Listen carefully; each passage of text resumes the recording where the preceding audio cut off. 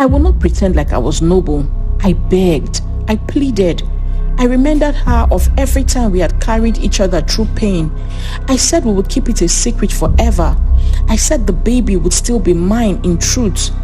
Kemi cried and said, "This will break us, Amara." But I said, "This will make us a family." At last, she said okay, in a voice that did not sound like her. I hugged her too tightly. I did not think about the weight I had placed on her chest. I only felt relief. I told myself the storm would end now. I did not know that it was just the beginning.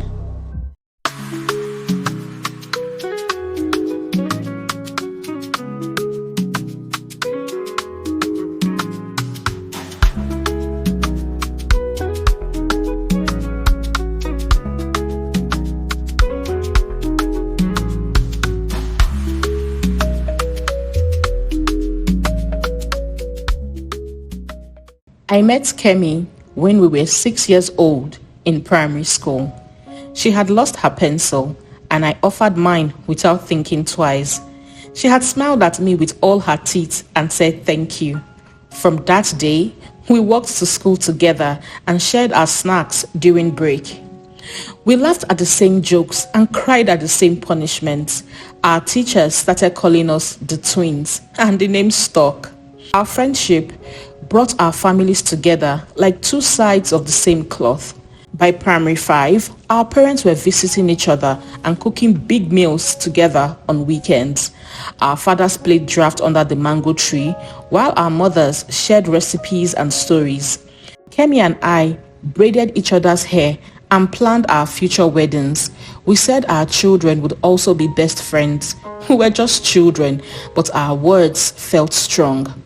When we turned 15, tragedy struck like thunder. Kemi's parents had died in a car accident on their way from the market. I still remember her scream when the news came. She held my mother and shook like a leaf in rain. My father said softly, "From today, you are our daughter." That was how Kemi moved into our home and into my room. We finished secondary school together and stayed close through everything. We studied, prayed, and pushed each other. When we moved to Lagos for university, we rented a small room and shared a thin mattress. I studied business administration and Kemi studied mass communication. She had a loud laugh that made people turn. I was quieter, but she said my quiet made her feel safe. After school, I met Tunde at a friend's wedding. He was a civil engineer with kind eyes and a steady voice. He asked for my number and called the next day. He liked that I listened more than I spoke. I liked that he did not rush me. Kemi watched all of this and cheered on like a proud sister. When Tunde proposed, Kemi shouted, danced, and cried. She helped plan the wedding, chose the colors, and made sure my dress fit perfectly. On my big day, she adjusted my veil and whispered, "You deserve everything beautiful." I believed her. I walked down the aisle and promised Tunde my whole life. I felt ready for anything. The first year of marriage was sweet. Tunde and I cooked together, prayed together, and planned for a baby. I bought small baby shoes and kept them in a drawer, believing that in a matter of months, my baby would be wearing them. But that did not happen. The second year came and I still was not pregnant. People asked me questions with soft voices and sharp eyes. I smiled and brushed them away, but the questions cut me deep. We started visiting hospitals. The room smelled like antiseptic and hope. We filled forms and allowed strangers to ask us private questions. The first doctor said, "You are both fine." He smiled like he was giving us a gift, but his words felt empty inside my chest. We went to another clinic for more tests. The doctor checked my hormones, my tubes, my circle. She checked Tunde's semen analysis and nodded like the results were good. "Everything looks normal," she said. "Give it time." I wanted to ask, how much more time? But I could not even speak. At a third hospital, the specialist tapped on charts and showed us numbers. Excellent ovarian reserve, no anatomical blockage, good motility, he said. I held Tunde's hands and tried to be strong.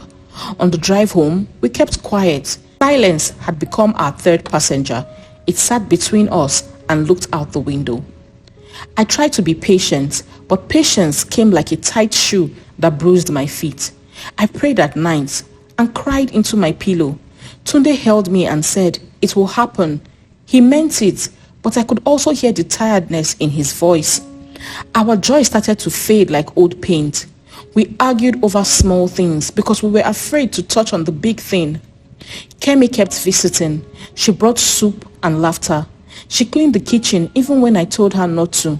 She prayed with me and stayed until I slept. I leaned on to her because she had always been my safe place. She leaned on to me because my house was also her home. One evening, we were frying ripe plantain together and laughing about past events. The oil was singing and the smell filled the kitchen. Kemi laughed and said, "Maybe I should borrow you my womb." We laughed so hard that we bent over the counter. But when the laughter ended, her words stayed in the air like smoke. I waved my hand to clear it, but it did not go away. Days passed. I saw another negative test. I hid the stick in a drawer with the tiny shoes. It felt like the drawer was swallowing my hope 1 month at a time. Kemi's joke returned like a whisper I could not shut out. It walked with me to bed and sat on my chest. I tried to drown the idea with church, fasting, and more clinics, but still, it swam back at me. I told myself, God can use any part. I told myself it was wisdom, not fear. But deep down, I knew it was desperation wearing a nice dress. One night, while Kemi and I watched a movie, I said to her, "Do you remember your joke?" She looked up with a frown. "Which one?" I swallowed hard. "The one about lending me your womb." Her face changed softly, like a door closing. She said, "Amara, I was only joking." I nodded, but tears filled my eyes. "Please," I whispered. "You are my sister. I trust you with my life." She shook her head and said, "Let's wait for God, Amara." But I said, "What if this is how he wants to do it?" She looked away and the room felt cold. I will not pretend like I was noble. I begged. I pleaded. I reminded her of every time we had carried each other through pain. I said we would keep it a secret forever. I said the baby would still be mine in truth. Kemi cried and said, "This will break us, Amara." But I said, "This will make us a family." At last, she said okay, in a voice that did not sound like her. I hugged her too tightly. I did not think about the weight I had placed on her chest. I only felt relief. I told myself the storm would end now. I did not know that it was just the beginning.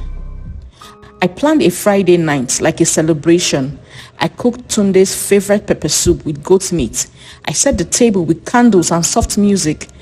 I bought a bottle of strong herbal liquor and hid it near the stove. I told myself it would just help him relax. Tunde came home happy and a little tipsy from an office event. He hugged me and said the pepper soup smelled amazing. I smiled and poured him a heavy shot. "You need to relax your mind," I said. He laughed and drank it. I refilled it before he finished, again and again. He asked if I was trying to get him drunk. I told him I just wanted him to relax for something more exciting. Kemi watched from the corner with her eyes wide and her hands clasped. The evening moved like a slow river. Tunde's voice became warm and loose. He trusted me. He did not know there was a plan in the room. Later, I guided him to our bedroom and helped him lie down. Kemi came in and looked at me with eyes that said, "Please, let's not do this." But I insisted and walked away. What happened after was not romance. It was fog, confusion, and a door pushed open by fear. Tunde was far too gone to understand it. Kemi was too torn to run away. I was too desperate to stop. When morning came, the sun looked like a judge. Kemi was back in the guest room, sitting on the floor, crying into her palms. Tunde woke up with a splitting headache, unable to recollect what had happened. I told myself, it is done, but I should have known that there would be a price to pay. 3 weeks later, Kemi sent me a photo of a test kit with 2 red lines. She was pregnant. God had done it. My body shook. I screamed and jumped and cried at the same time. I ran to her house and hugged her tight, but she stood stiff in my arms. I called it a miracle. She called it a weight. The same truths felt different on our tongues. I moved Kemi into our guest room so I could care for her. I cooked healthy meals and bought vitamins. I booked her hospital visits and went with her. Tunde looked confused at first, but he was kind. He said, Kemi is family. Who knows? God might bless us through her, if only he knew. The first ultrasound showed a small heartbeat. The sound filled the room like a drum of hope. Kemi cried and held her stomach. I cried with her, placing my hand on hers. I had convinced Tunde to come with us. I wanted him to experience the joy I felt. He stood by the side, pressed his fist against his mouth, his eyes watering with joy. For one small moment, everything was perfect, but peace did not stay. Guilt came like harmattan dust and settled on everything. Tunde started to spend more time with Kemi. He bought her fruits and treats.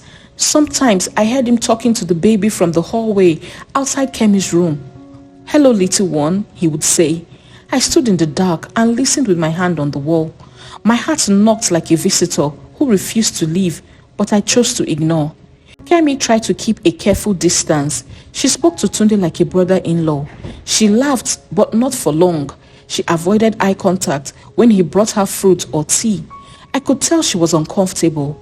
I could see the guilt hitting her up, but I pretended not to notice, because noticing would break me. I painted a nursery in soft colors and folded small baby clothes. I picked names that meant joy, grace, and miracle. I planned how we would explain the baby to the world. I knew that once Tunde carried the baby in his arms, he would forgive my little deceit. I said the child would be ours, and the story would be simple. I should have known that life does not like simple stories. The pregnancy grew, and our house changed shape. Sometimes, all 3 of us laughed and forgot the weight for a minute. But when the laughter ended and the truth came back to sit on the couch, I could feel the walls closing in. I pushed the truth away again and again, telling myself we were almost there. But the truth kept returning like a stubborn visitor. One night, at 3 a.m., Kemi woke me up with a cry I had never heard before. Her water had broken and the baby was coming. We rushed to the hospital. The lights were bright. The nurses moved fast. The smell of disinfectant sat in my throat. I held Kemi's hands and she squeezed till my fingers hurt. I prayed loudly, God, please. After 12 long hours, the baby's cry finally filled the room. It was a girl. She was small, beautiful, perfect. The nurse placed her on Kemi's chest. Time stopped and stared. I stepped forward with my arms open, tears of joy flowing down my cheeks and my face soft. Let me hold her, I said. Let me hold my baby. But Kemi did not move. She looked at the child like the world had just begun. Tears rolled down her face. I can't, she whispered. I can't give her up. The words fell heavily. I felt something tear inside my chest. You promised me, I said quietly, my voice breaking. I reached for the blanket and tried to pull the baby away. The nurse jumped between us and grabbed my shoulders. Madam, please stop. You will hurt the child. Another nurse ran to the door and shouted, Doctor, please call security. The baby started crying louder, like she knew we were failing her. The doctor came in and held me back. Calm down, he said. I struggled and cried and pointed at Kemi. She said she would give me the baby, I cried. Kemi held the child and shook her head like a person in deep water.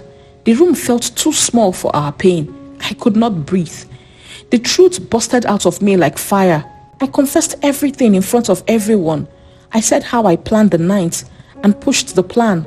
I said how I poured the stronger drink of realization for Tunde.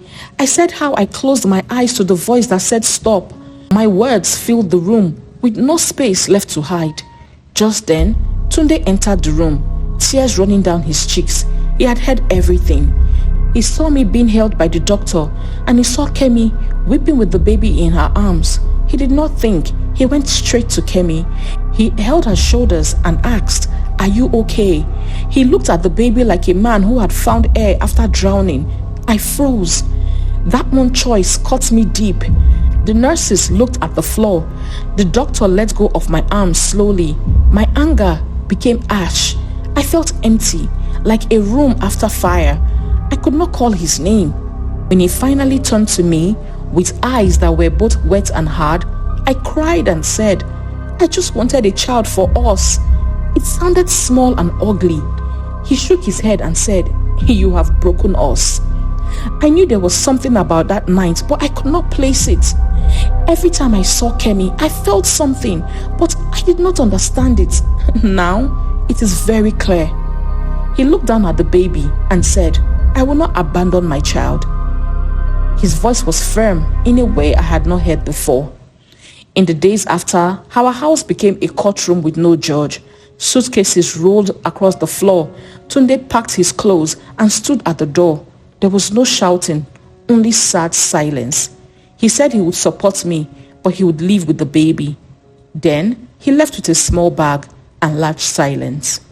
Kemi named the baby Anuoluwa, meaning God is merciful. She and Tunde rented a small apartment on the mainland. My nights were full of soft lullabies and heavy thoughts. Kemi sent me one message that read, "I am sorry." I put the phone down and stared at the wall. I had nothing to say back. She had betrayed me. I stopped going out. I stopped answering calls that were only gossip with sugar on top. I sat at the nursery I had painted and looked at the empty crib. I asked God why he waited. I asked myself why I did not. The room held my questions but gave me no answer. One afternoon, while sweeping the corridor, my wall tilted. I woke up on a clinic bed. The doctor smiled down at me and said, "Congratulations, you are 3 months pregnant." My mouth opened, but no sound came out. He showed me the result. I touched the paper like it could disappear if I blinked. I walked out of the clinic and sat in the taxi with the paper pressed to my chest. I laughed and cried at the same time. Why now? I asked God. The wind outside had no answer, but it carried a soft peace into the car. I decided to hold this peace with both hands. During the months that followed, I learned a new kind of prayer. I did not bargain. I did not threaten. I just said thank you, even when I felt sad. I asked for mercy for myself, for Kemi, and for Tunde. I asked God to keep Anuoluwa safe. I asked him to teach me how to wait on him. When my son arrived, the delivery room felt like a soft sunrise. He cried strong and bright, as if telling me I am here now. I named him Nathaniel, meaning gift of God. I kissed his forehead and cried into his tiny hair. I whispered, "You came at the right time." The nurse smiled like she understood. 2 days later, I was discharged. As I got home that night, I sat by the window and rocked Nathaniel. The moon painted his cheeks silver. I thought about the joke that became a plan, the plan that became a wound, and the wound that became a lesson. I whispered, if I had waited just a little longer, maybe I would still have my husband and my sister. Nathaniel sighed in his sleep and turned his face into my chest. The house was quiet. My heart finally stopped running. Peace sat beside me like a friend who does not need to talk. I closed my eyes and thanked God for his mercies. I did not know if this calm would last, but I decided to hold on to it anyways. Just then came a soft knock at the door. One knock, then another, bringing me back to reality. I stood up, placed Nathaniel gently on his crib, and wiped my face with the back of my hand. My feet felt heavy as I walked to the door. I opened it. The corridor light fell across a familiar face. It was Tunde. He stood there with his hands at his side and a storm in his eyes. My breath caught in my throat. The night held its breath with me, and my story continued.